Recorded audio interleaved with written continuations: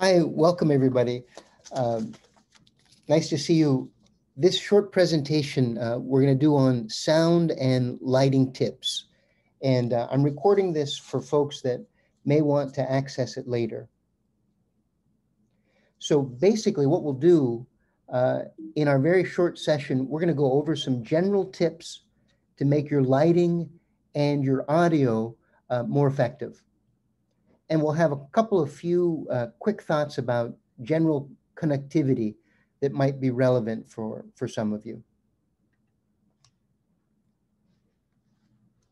So let's jump right into lighting. Uh, so considering lighting, the ideal lighting for you is going to be based on natural lighting. And ideally, you'll be facing filtered light from a window. And if you happen to have translucent curtains, like in this image, that is ideal. It just gives you greater control.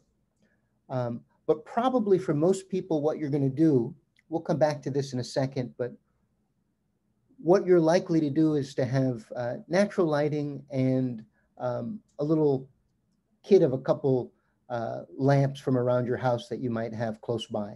We'll talk about that in a moment.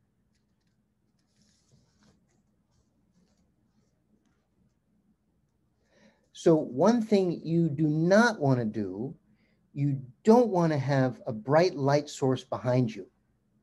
Uh, it will battle with you, and at worst, it will turn you into a silhouette. So unless you are in the witness relocation program and for some reason you want to keep your identity a secret, uh, don't have a bright window directly behind you. And again, if the best position for you in your home or wherever you are happens to be where there is a window that would be behind you, uh, just make sure that you draw the blinds on it so that it doesn't overwhelm the camera with light. And again, the best kind of light kit for you is going to be facing a filtered window where you're getting some filtered light. And ideally, we can't control the weather, but an overcast day is awesome so that you don't get overblown with light. Um, and for most people, what I do is depend mainly on natural lighting, but also have a few strategically placed house lamps that you can bring by close by and kind of experiment till you have all of your face lit.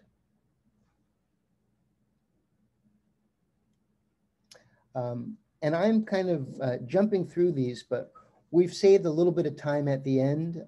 If anyone present has some questions or unique situation that you'd like to ask about, we can talk about that too.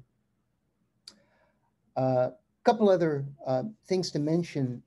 There are little ring lights that you can buy that are popular right now for folks that, all of us that are streaming quite a bit from home.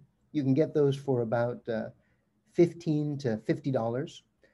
Um, and just a general test for you, if when you are on screen, if the image of you appears super grainy, that is your computer and your camera telling you that there's not enough light. And it's usually pretty obvious if you're washed out and there's kind of like you're in a spotlight, then there's too much light. And you'll ideally try to filter that, whether it is putting a curtain up or finding some other way to reduce that lighting. And one other little general thing on lighting, if it's at all possible, you want to avoid fluorescent lights. Some of you may have experienced before, but they can strobe or they can give you an odd cast, and sometimes they can kind of turn things sort of green. So in general, you want to avoid fluorescent lights if you can. On the topic of strobing, just incidentally, you also want to make sure that you are not wearing striped clothing, because that can start to have sort of a hypnotic strobe that'll occur. So in general, good solid colors are best for your clothing. So those are just a few general thoughts to think about with respect to lighting. I want to move on to say a few things about sound. So first of all, one of the most important things is the environment that you record in. You want to make sure that it's a place that minimizes environmental distractions. And what you might want to do is you may want to test recording of that area wearing headphones so that you can really hear if there are things that maybe have become kind of invisible to you, like a loud hum of a refrigerator or a fan. So it might be worth testing it to make sure that you don't have that. And incidentally, speaking about, well, we'll come back to distractions in a moment. Another thing on sound, you want to make sure that you have a space that has stuff in it. You don't want a large empty space. You want to have objects that will absorb the sound. So ideally, you've got a couch somewhere in there, rugs, pillows. And if you do happen to experience some kind of echoing, bringing in more objects can sometimes be helpful. And if you happen to be in a room that has clothing inside of a cupboard or something, if you open the doors of those cupboards, it can act as a sound absorber too. So again, if you're in a room that has a closet or shelves that have cloth, doing that can be a natural sound absorber. But in general, if you're in a room that has any kind of lots of stuff in it, you don't have that problem. You do want to avoid being in something like an empty conference room, because in that you'll get, the sound will just bounce off. It won't have anything to absorb it. It'll bounce off like crazy and give you an echo. So just in general, having stuff like most homes do where we are, you should be fine. But if you do encounter an echo, you can experiment with some of those strategies to absorb sound.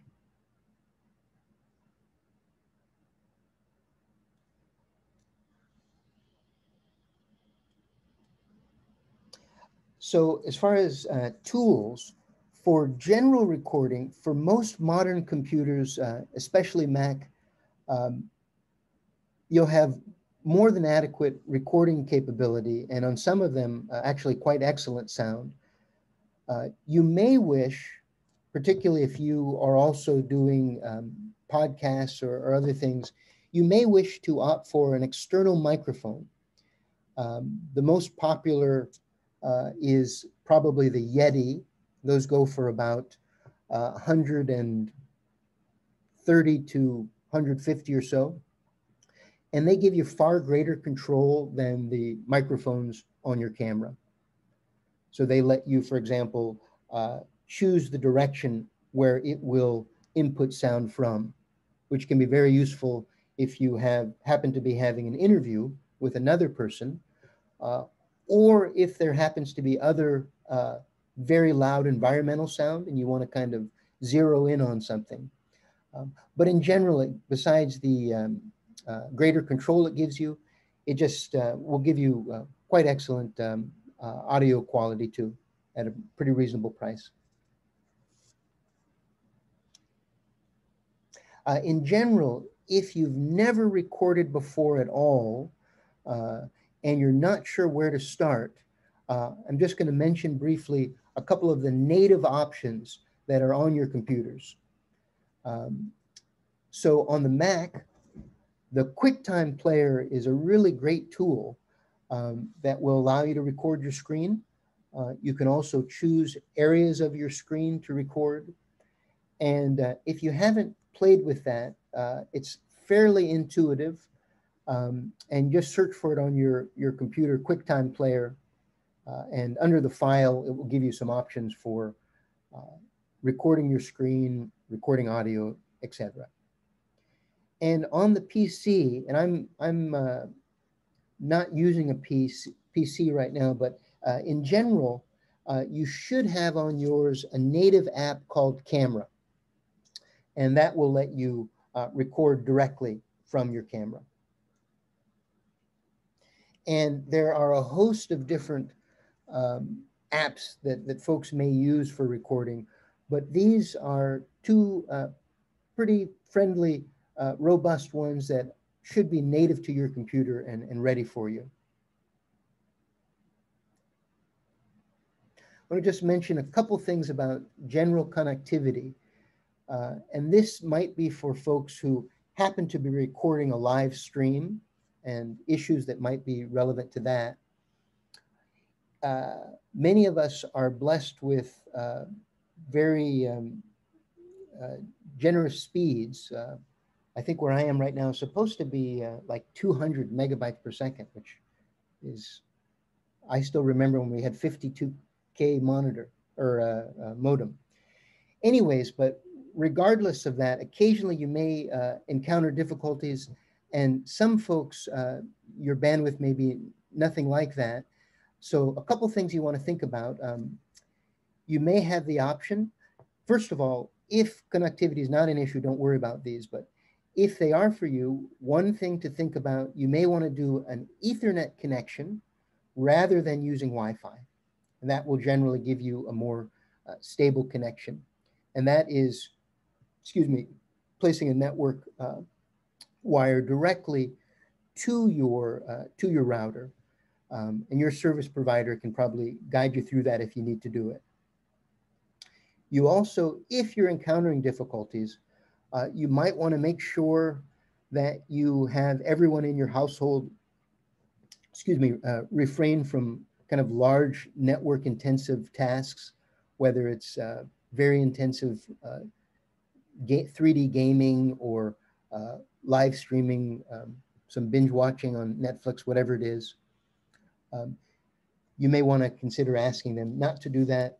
And also on your own computer, if you have other windows and tabs that are open that may have streaming video or something, you should close those as well.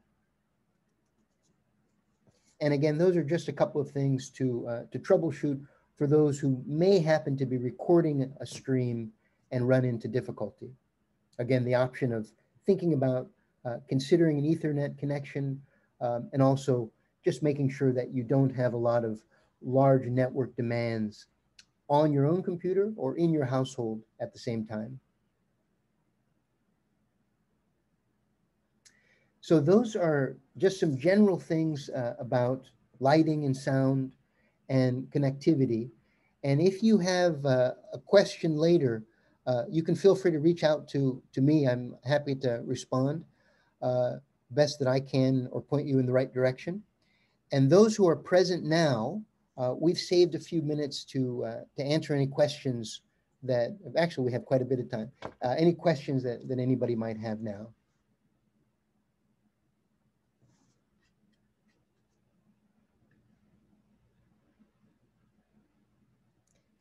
And you can also feel free to place it in the chat box too if you wish. And I'm going to go ahead and I'm going to stop the recording now.